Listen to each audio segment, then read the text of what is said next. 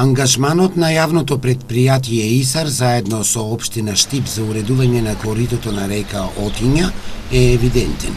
Половина од речното корито е комплетно уредена, ќе се доуредува и делот кон Ново село. Сите знаеме до пред 3 години каков беше кеот на река Отиња. Сите знаеме дека во река Отиња се напасуваа овци. Сите знаеме дека река Отиња беше гнездо на змии. Сите знаеме дека овде беше најуништен кеј од сите кеови во цела Република на Македонија, на сите реки.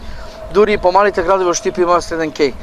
Благодарение на макотрпната работа, 3-годишна, успеавме да го средиме комплетно речното корито на река Отиња, а сакам да најавам дека откога ќе се решат, имаме некои приоритетни работи, по завршување на овие работи, ќе продолжиме со средување на кеот на река Отиња до Ново село, односно целиот кеј до влевот на Отиња во Брегалница ќе биде комплетно хортикултурно среден и со камења среден.